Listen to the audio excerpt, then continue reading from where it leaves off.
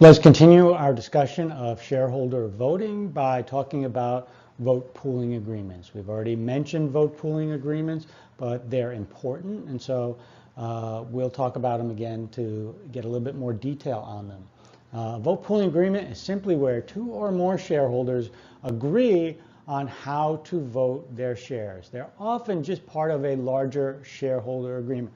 You can have an independent vote pooling agreement, but they are often just part of a larger shareholders agreement. Remember, we talked about shareholders agreement in an earlier lecture.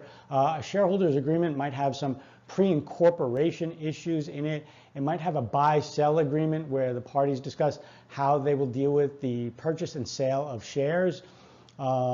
They might have a vote pooling section in the shareholders agreement. A vote pooling agreement often deals with the election of directors. It also might address other matters that shareholders get to vote on. So, vote pooling agreements are especially important in closely held corporations. Remember, as a shareholder, you do not have a right to directly manage the business and affairs of the corporation. Power lies in the board of directors. So you want to be able to elect yourself to the board of directors. You want to make sure that this can happen. And naturally, your fellow shareholders want the same thing. So normally, there will be a vote pooling agreement where the shareholders agree to vote each other to the board of directors. Other shareholder voting matters. Well, we might or we might not put this in our vote pooling agreement, our general vote pooling agreement that deals with the election of directors. But we never know what's going to happen, whether a merger is going to come up, or whether some sort of amendment to the Articles of Incorporation is going to come up, or dissolution. So it's hard to put that in a general vote pooling agreement in detail before these issues arise. So there might be vote pooling agreements that are ad hoc. So for example, imagine the shareholders know that the board is going to propose a merger with another corporation, and the shareholders will have a vote. We might have shareholders who are in favor of it. We might have shareholders who are opposed to it.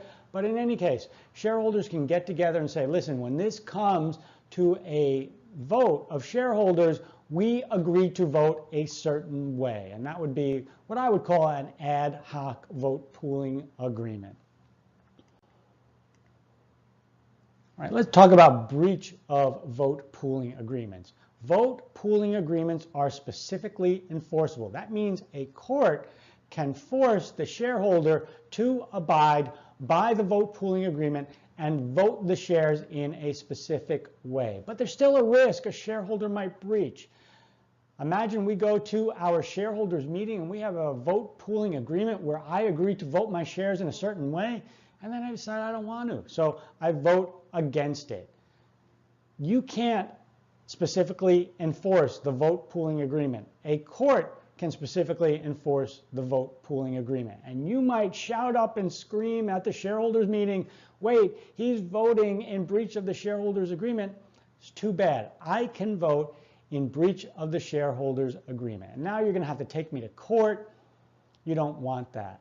What often happens is that the parties, the shareholders, ask the corporation to be a party to the vote pooling agreement. And generally, what the corporation agrees to do in the vote pooling agreement is that it agrees not to accept votes in contravention of the vote pooling agreement. And that way, we can try and avoid some of the risk that's inherent in these vote pooling agreements that one party will just vote in contravention of the vote pooling agreement. Let's talk about voting trusts. We know that voting trusts have a very similar purpose to a vote pooling agreement, except in this case, the shareholders actually transfer ownership of their shares to a trustee. And often the shareholders will receive trust certificates from the trustee. The trustee is obligated to vote the shares in accordance with the trust agreement, right? Some important legal limitations on voting trusts. There's a 10-year limitation. You can't have a voting trust that is longer than 10 years. Now, usually the law says that after 10 years you can renew it, so it's easy enough to renew it after 10 years. And the trust must be filed with the corporation. Normally, under most corporate law statutes, you don't need to file a vote pooling agreement, a shareholder vote pooling agreement with the corporation. The corporation doesn't need to know about that. But a voting trust, the corporation needs to know about it. So if you enter into a voting trust, you have to submit it to the corporation so the corporation has it in its records. Proxies. Let's talk about proxies. Proxies are not ballots, right? You can think of them that way, but they really have a different significance. A proxy is a power of attorney. This is where you appoint an agent to vote your shares on your behalf. You can't attend the shareholder meeting, or if you're like me, you don't want to attend any meetings, so you don't want to attend the shareholders meeting, but you still want to vote your shares. How do you vote your shares? You appoint a proxy to vote your shares on your behalf. The word proxy is used interchangeably to refer to several different things. So proxy can be the agent who votes for you, so you will act as my proxy, or proxy can be the form that I sign, the actual power of attorney that I sign and give to you. It could be the authority that I give to you. We'll use them interchangeably because everyone else does. Now, even though I am not in attendance at that meeting, my shares are. Why? Because my proxy has attended the meeting and is going to vote my shares at the meeting. So in the public corporation, the proxy is of paramount importance. It can be important in closely held corporations too, but in the public corporation, it is of paramount importance. A few years ago, I went to the GE shareholder meeting here in Cincinnati, and we were in the Aronoff Center, and there's only about 2,000 seats in the Aronoff Center. GE has far more than 2,000 shareholders, so the vast majority of the shareholders did not attend the meeting. The vast majority of shareholders could not attend the meeting. It would be difficult for us to find a venue that could hold all of the shareholders of GE. Therefore, we would not be able to meet the quorum requirements. Usually a quorum requirements is at least half of the shares must be present for there to be a meeting. So we would not be able to meet the quorum requirements if we required shareholders to actually come to the meeting to vote their shares. Shareholders can attend their meeting by proxy. So when I was at the GE shareholders meeting a few years ago, the vast majority of shares were in attendance by proxy. In the public company, the proxy is the board of directors. So the board will actually solicit proxies. The board will say, we're having a shareholder meeting, we're electing directors, please give us your proxy and we will vote your shares on your behalf. And you can instruct us on how you want us to vote your shares. That is the board soliciting proxies. The board of directors will be the agent to vote your shares. The board of directors will be the proxy. Now, we have a proxy fight when someone other than the board of directors is soliciting proxies. So imagine that we have a shareholder that doesn't like the job the board of directors is doing and wants to elect a whole new slate of directors.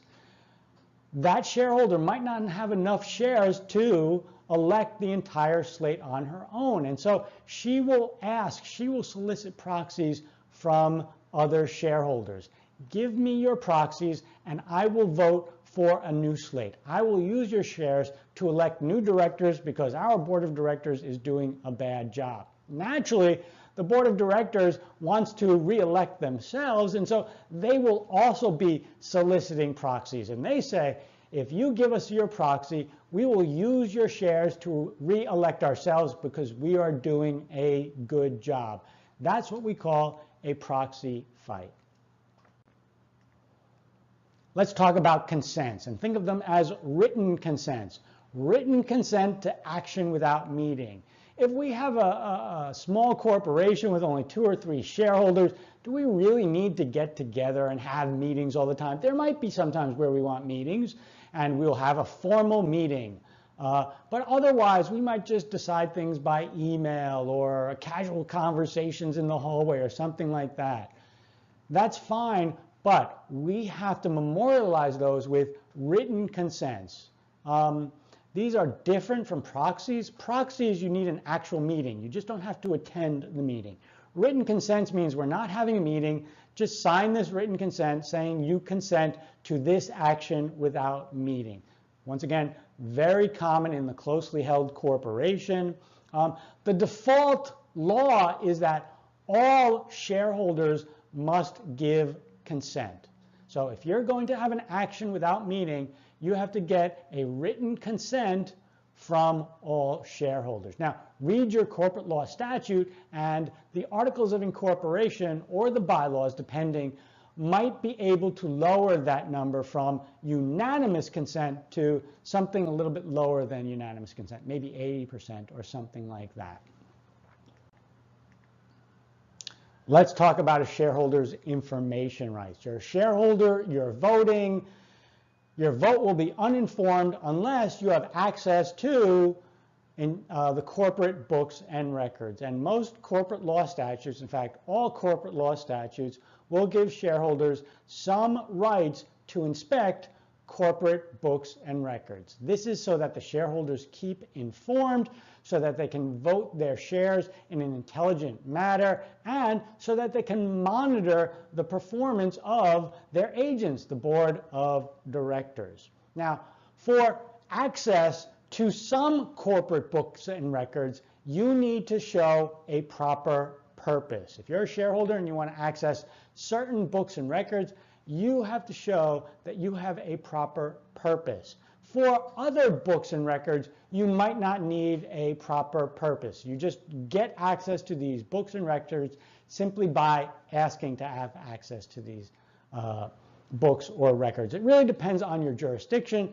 so you have to read your corporate law statute carefully. But generally, if you have to show a proper purpose, your proper purpose just has to be something related to your shareholder interests. So you can say something as simple as, I'm concerned about what the board of directors is doing, so I want to see these corporate books and records. That is a sufficient, proper purpose, right? That you want to protect your investment by monitoring the board of directors. Or, for example, you might say that I want to elect myself to the board of directors, and so I need access to certain books and records so that I can solicit proxies. I need a shareholder list so that I can solicit proxies from the other shareholders. This is a proper purpose.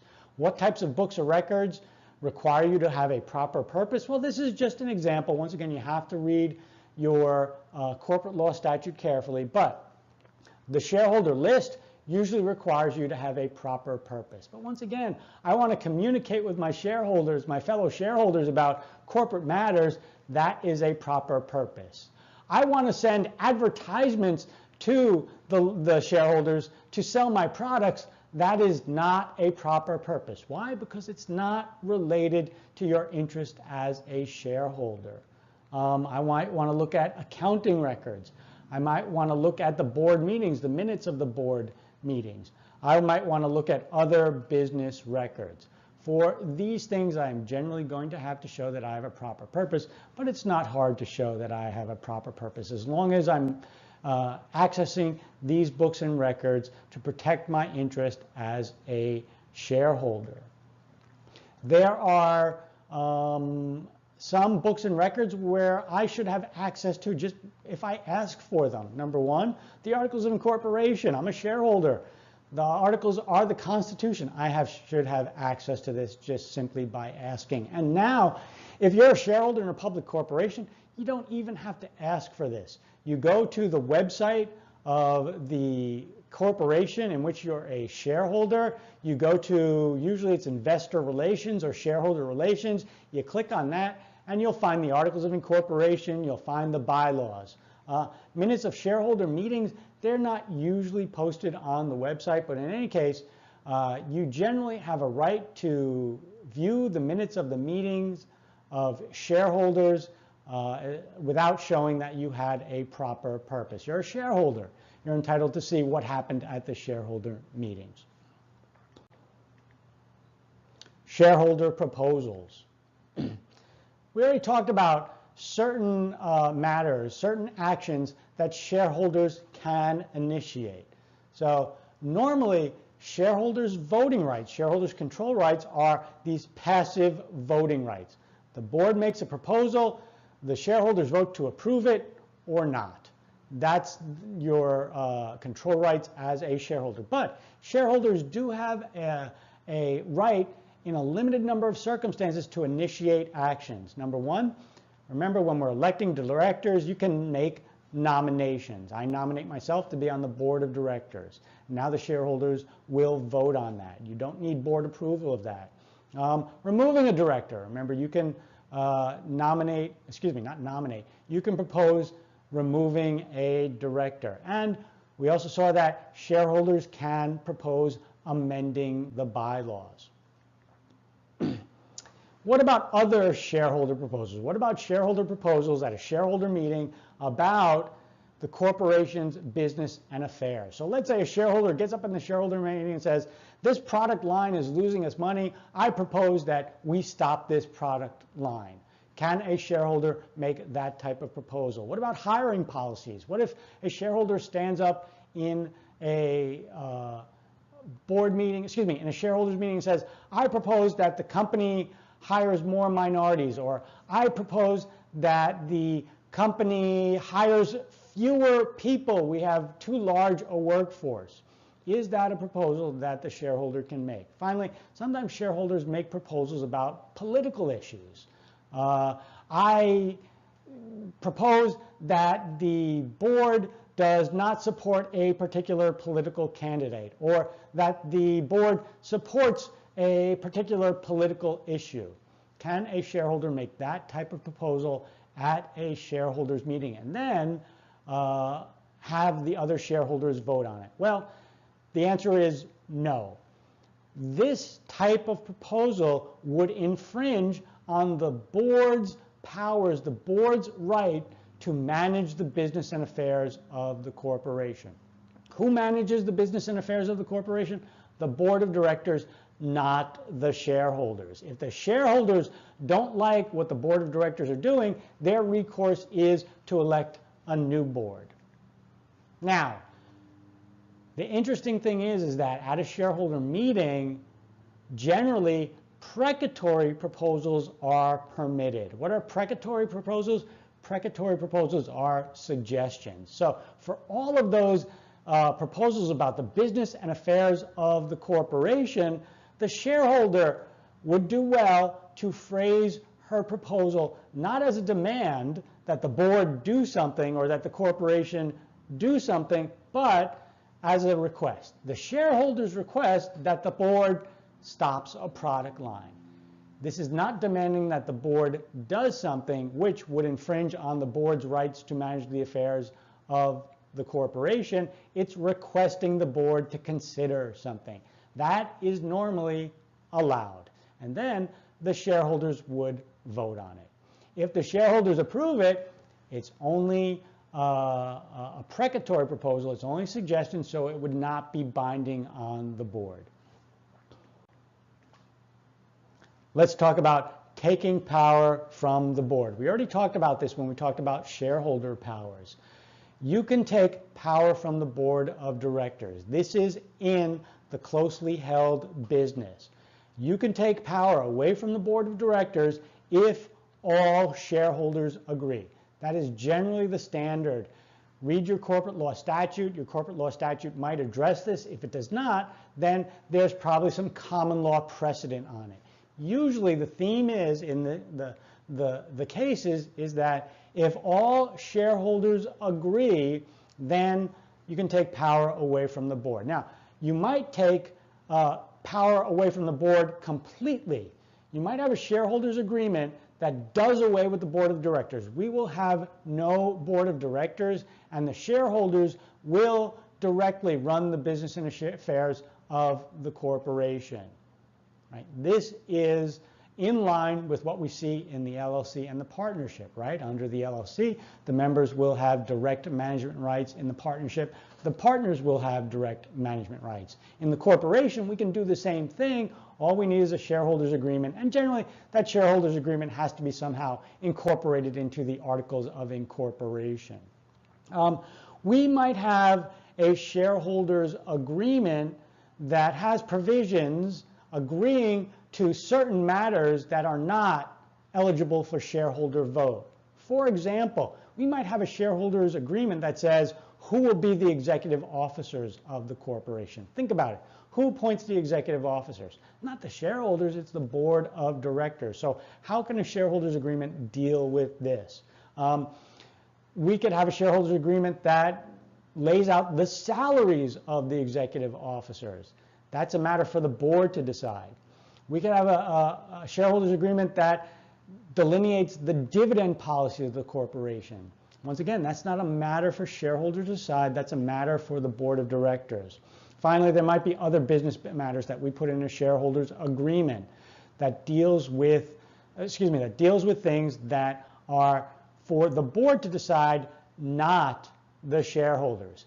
Can we have these type of shareholder agreements? The answer is yes, as long as all shareholders agree. And usually that the agreement is somehow incorporated into the articles or the bylaws, or that the corporation is a party to the agreement. But the most important thing is that we can have these types of agreements where the shareholders agree on matters that are for board decision if all shareholders are a party to this shareholders agreement.